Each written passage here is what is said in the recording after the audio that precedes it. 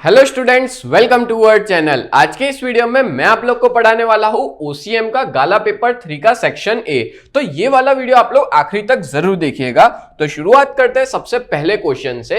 If planning is the brain of the business then what is organisation. तो इसका answer बड़ा ही simple है, स्ट्रक्चर। ऑर्गेनाइजेशन को क्या कहा जाएगा? स्ट्रक्चर कहा जाएगा। यहाँ पे मैंने उसके अलावा के और भी कुछ पॉइंट्स लिखे हुए हैं। जैसे अगर यहाँ पे प्लानिंग पूछा है तो ब्रेन होता है प्लानिंग, कोऑर्डिनेशन को सोल कहा जाता है, स्टाफिंग को लिम्स कहा जाता है और फाइनेंस को ब्लड कहा जाता है। तो अगर यहाँ पे ऑर्गेनाइजेशन की जगह पे इनमें से कुछ भी पूछे तो ये सारे नाम आप लोग याद जरूर रख लेना। क्लियर? नेक्स्ट आगे बात करें, who is the promoter of scientific management. तो साइंटिफिक मैनेजमेंट का जो प्रमोटर है वो है फ्रेडरिक विंसलो टेलर, जो ऑप्शन सी है। Option C is the correct answer. Done. Then number 3, which of the following is the element of planning. तो देखो, एलिमेंट ऑफ प्लानिंग पूछा है तो कंटिन्यूअस प्रोसेस तो ना कैरेक्टरिस्टिक्स है उसकी, कंट्रोलिंग नहीं हो सकता, डायरेक्टिंग नहीं हो सकता। Option D is the correct answer.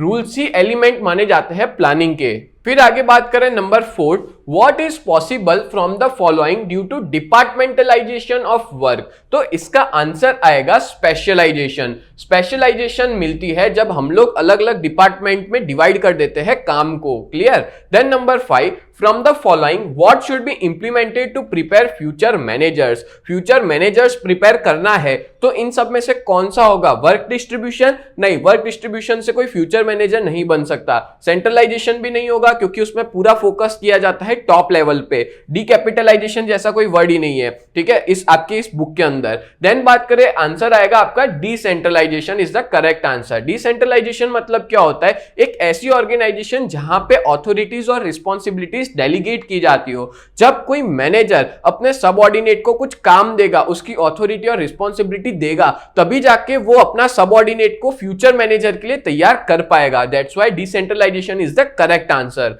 Then number 6, employees are dash for business. Business के लिए एम्प्लॉइज क्या माने जाते हैं? क्या कैपिटल के बराबर है? नहीं। रिस्पॉन्सिबिलिटी है बिजनेस की? नहीं। स्ट्रेंथ है? स्ट्रेंथ होती है बट उससे ज्यादा इनवैल्यूएबल एसेट्स है। ठीक है, कि एम्प्लॉइज जो है वो बिजनेस के इनवैल्यूएबल एसेट्स है जिसकी कोई वैल्यू नहीं है। ऐसा हम नहीं कह सकते कि ये एम्प्लॉय मेरे लिए 10 लाख का है या ये एम्प्लॉय मेरे लिए 1 करोड़ का है। ऐसे कोई वैल्यू नहीं दे सकते, इसलिए इसको इनवैल्यूएबल एसेट्स कहा जाएगा। देन बात करें number 7, which test decides the ability of the candidate. तो इन सब में से कौन सा ऐसा टेस्ट है जो कैंडिडेट की एबिलिटी बताए? तो इसका आंसर आएगा ट्रेड टेस्ट। ट्रेड टेस्ट एक ऐसा टेस्ट होता है जहां पे कोई भी एम्प्लॉइज की एबिलिटी को पता लगा सकते हैं। क्लियर? देन बात करें number 8, which among the following are needed for the existence of leadership. Leadership के लिए इन सब में से कौन सी चीज सबसे ज्यादा जरूरी है? सुपरवाइजर? नहीं, सुपरवाइजर नहीं हो सकता। प्लानर? वो भी नहीं हो सकता। Subordinate? Yes, subordinate is the correct answer. क्योंकि देखो, अगर आप लीडर बनना चाहते हो ना तो आपके फॉलोअर्स होना बहुत जरूरी है। अगर आप लीडरशिप करना चाहते हो तो आपके सबऑर्डिनेट्स होने बहुत जरूरी है। सबऑर्डिनेट के बिना आप लीडर नहीं माने जाओगे। अकेला लीडर कभी नहीं होता, लीडर हमेशा उसकी टीम के साथ होता है जो कि उसके सबऑर्डिनेट्स होते हैं। क्लियर? नेक्स्ट आगे बात करें नंबर 9। तो 9th नंबर का है, the communication based on human relations and friendship means. ऐसा कौन सा कम्युनिकेशन है जहां पे ह्यूमन रिलेशन और फ्रेंडशिप आती है? तो सीधी सी बात है, इसमें आता है इनफॉर्मल कम्युनिकेशन। क्योंकि इनफॉर्मल कम्युनिकेशन जैसे दोस्त दोस्त आपस में बात करना या एम्प्लॉय एक इनफॉर्मल टॉक करना आपस में, कोई भी नॉर्मल क्या खाया या तो फिर क्या चल रहा है, ऐसी सारी बातें जो होती है वो इनफॉर्मल कम्युनिकेशन में देखने को मिलती है। Next number 10, which function of management is known as the father of controlling। Father of controlling क्या है? तो भाई प्लानिंग को फादर ऑफ कंट्रोलिंग कहा जाता है क्योंकि कंट्रोलिंग जो है वो ये चेक करता है कि यहां पे हमारा काम प्लानिंग के हिसाब से चल रहा है कि नहीं। That's why father of controlling क्या आएगा? Planning. Number 11, decisions of investment means. Decision of investment को हम क्या कहते हैं? तो याद रखना, इसको कैपिटल बजटिंग कहा जाता है। ठीक है, option B is the correct answer, capital budgeting. Then number 12, on which concept is the approach to the wealth maximization known। wealth maximization को किससे जाना जाता है? तो भाई present value of wealth, option C आएगा इसमें, कि प्रेजेंट वैल्यू क्या है वेल्थ की, वही कंसेप्ट यूज किया जाता है वेल्थ मैक्सिमाइजेशन को जानने के लिए। Clear? Next, who issues the treasury bill on behalf of Indian government. Indian government के बिहाफ में कौन ट्रेजरी बिल्स को इश्यू करता है? तो इसका आंसर भी बड़ा सिंपल है, रिजर्व बैंक ऑफ इंडिया। क्योंकि रिजर्व बैंक ऑफ इंडिया ही सारे ट्रेजरी बिल्स को अलग अलग लोगों तक या अलग अलग इंस्टीट्यूशन बैंक्स तक पहुंचाने का काम आरबीआई करती है। क्लियर। और जो ट्रेजरी बिल होते हैं उसमें ओनरशिप किसकी होती है? इंडियन गवर्नमेंट की होती है। देन बात करें number 14, what is the limit of treasury bill? Treasury bill के लिमिट क्या होती है टाइम के हिसाब से? तो याद रखना ट्रेजरी बिल्स जो होते हैं ना वो होता है एक तो 91 डेज के लिए, फिर एक ट्रेजरी बिल होता है, देखो यहां लिख लेता हूं मैं क्लियरली, दूसरा होता है 182 डेज के लिए, और तीसरा एक और होता है आपका 364 डेज के लिए। तो इस तरह से 3 टाइम लिमिट वाले ट्रेजरी बिल होते हैं। तो देखो आप लोग देख सकते हो इसमें से कौन सा आंसर आएगा, तो option A is the correct answer 182 days. तो ऑप्शन ए आएगा इसमें आंसर 182 डेज। क्लियर। नेक्स्ट आगे बात करें number 15, what is the main objective of branding? Branding का मेन ऑब्जेक्टिव क्या है? तो इसका आंसर आएगा option D, differentiating companies product from the competitor. मतलब कि हमारे कंपनी की प्रोडक्ट कंपटीटर से अलग लगनी चाहिए, यही ऑब्जेक्टिव होता है ब्रांडिंग का।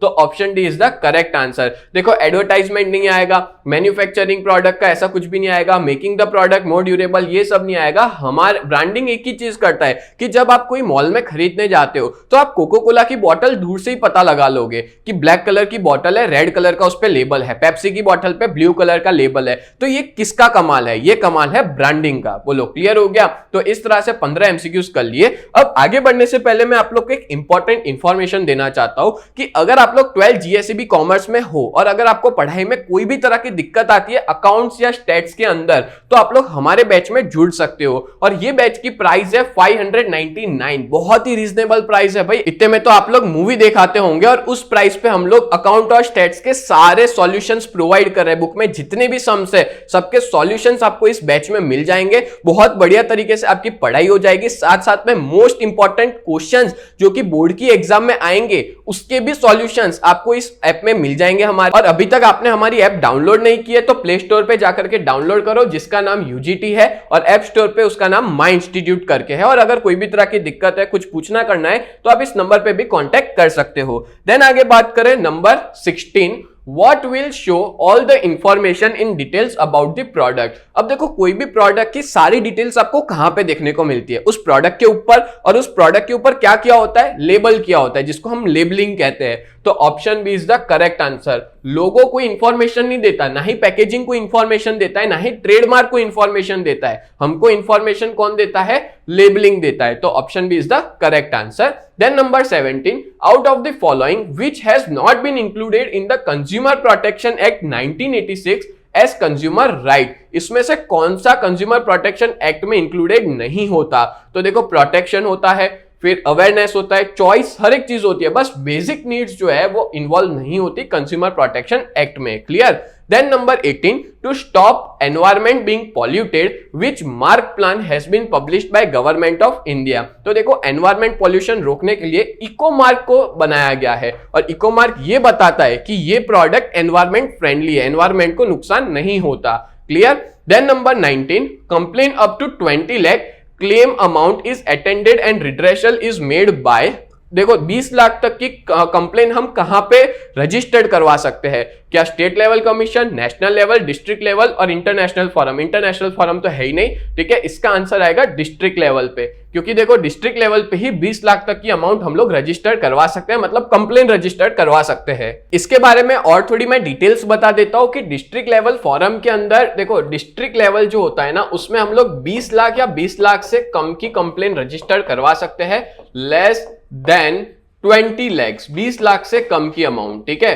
फिर बात करें हम लोग नेक्स्ट स्टेट लेवल, तो स्टेट लेवल के अंदर वो कंप्लेन रजिस्टर करवा सकते हैं जहां पे हमारी अमाउंट हो 20 लाख से लेकर के 1 करोड़ तक की, ठीक है। वो कंप्लेन हम लोग रजिस्टर करवा सकते हैं स्टेट के अंदर।